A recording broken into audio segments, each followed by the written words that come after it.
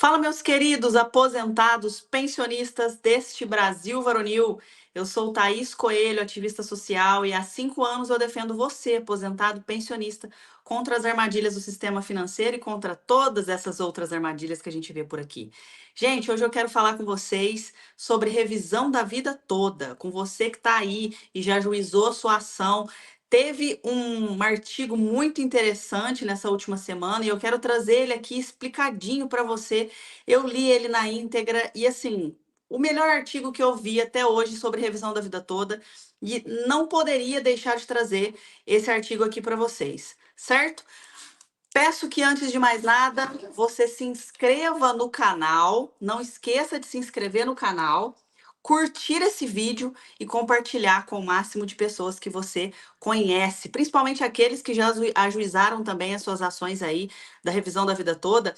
Esse tema que é muito emblemático e que é um tema que percorre muito aqui na internet, no YouTube principalmente. Só que é importante que a gente traga informação transparente, qualificada, verdadeira.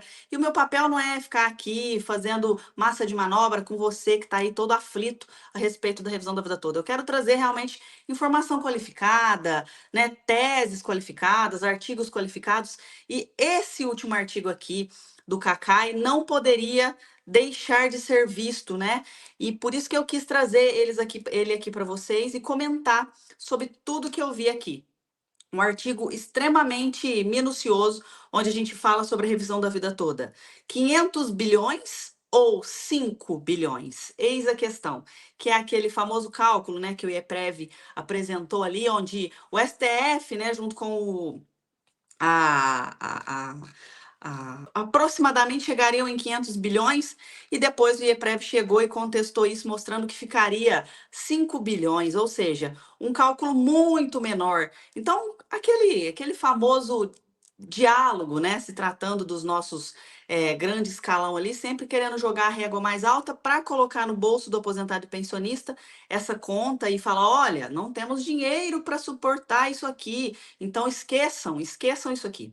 Mas nessa tese, muito bem fundamentada pelo Cacai, a gente consegue entender exatamente como funciona isso. E eu vou ler aqui para você e depois trago o meu comentário de uma maneira mais refinada e mais didática para que você entenda, tá?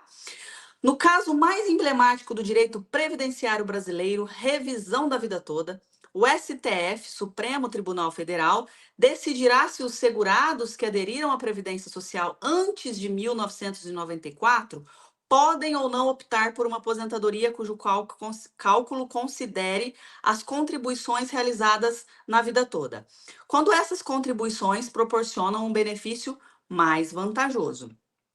Os precedentes evidenciam que se trata de um caso judicialmente complexo e controverso. Em um intervalo de menos de 1 ano e meio, o STF apresentou entendimentos diametralmente opostos, ou seja, de lados totalmente diferentes ali. Até o início de 2024, o cenário era favorável aos aposentados. O STJ, Superior Tribunal de Justiça, pacificou seu entendimento em julgamento do recurso repetitivo, e o Supremo chancelou esse mesmo posicionamento sob o rito da repercussão geral.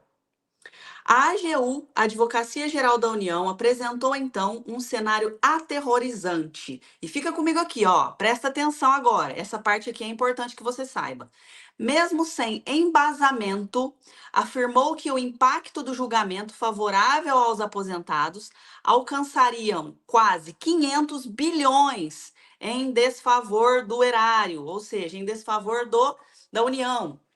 Diante desse quadro, a Suprema Corte reviu seu posicionamento. No julgamento das ações diretas de inconstitucionalidade 2110 e 2111, em 21 de março de 2024, o tribunal consignou que o contribuinte não tem opção pela regra mais favorável para efeito de cálculo do benefício. Ou seja, suspenderam o que já estava sendo julgado, que já tinha sido julgado em favor do aposentado do pensionista. Por quê?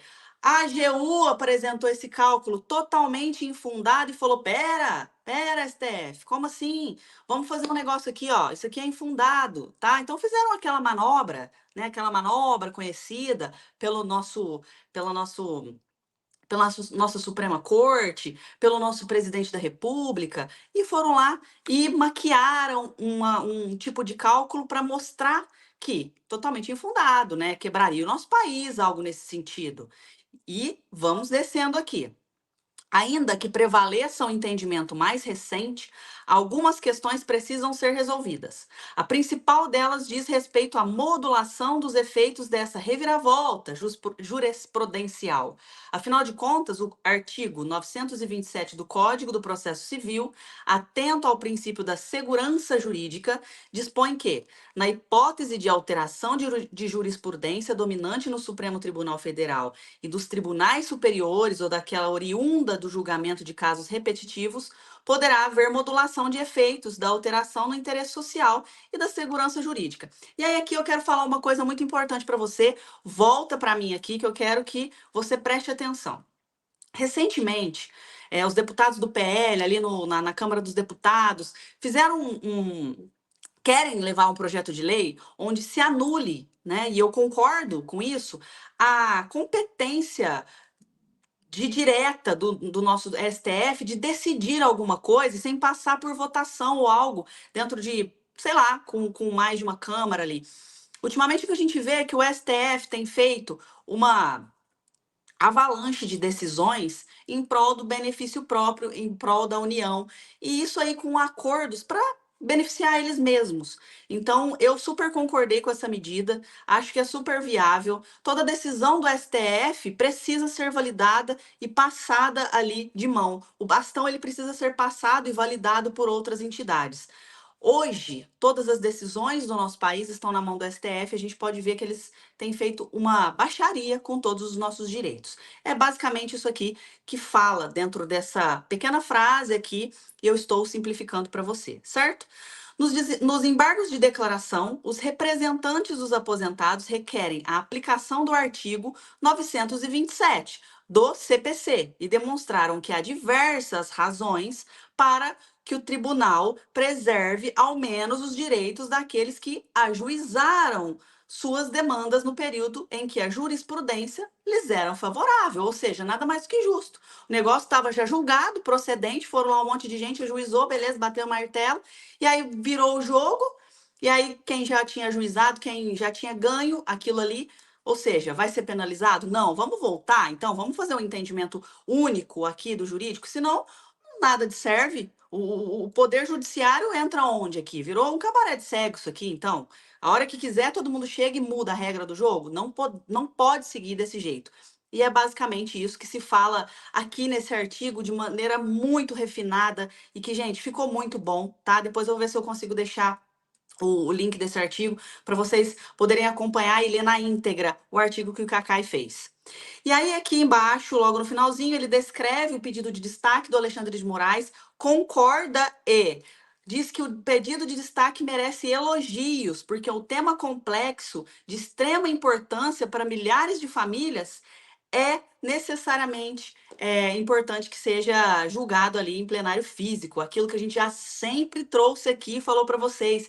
Gente, desde o meu primeiro vídeo, eu falo que o melhor dos cenários seria o pedido de destaque. E agora a gente está aqui como um dos maiores juristas do Brasil, concordando e confirmando que o pedido de destaque merece elogio porque foi a melhor decisão. Porque quando a gente joga para frente, a gente ganha tempo para se discutir um tema tão sensível, né, e que hoje tem tanta dualidade referente a ele, para a gente poder garantir realmente o direito de quem pelo menos já ajuizou ali a sua ação, quem pleiteia essa revisão da vida toda. Gente, é isso. Eu espero que vocês tenham gostado dessa análise aqui do artigo do Cacai. Eu quis trazer de uma maneira muito simples, muito didática, muito clara e transparente, porque precisamos disso. Hoje, aqui na internet, a gente vê dois polos totalmente diferentes. Um aqui que só quer prender a sua atenção com notícias sensacionalistas e outros que falam de maneira muito técnica. Eu quero trazer para você a informação qualificada, verdadeira e com muita clareza para que você entenda de tudo que está sendo falado aqui a respeito de revisão da vida toda e outros temas afins, tá bom? Não esqueça de se inscrever no canal, comenta aqui embaixo em que lugar do Brasil você fala comigo e compartilha essa live com o máximo de pessoas que você puder para me ajudar aqui. Um super beijo para você e a gente se vê no próximo vídeo.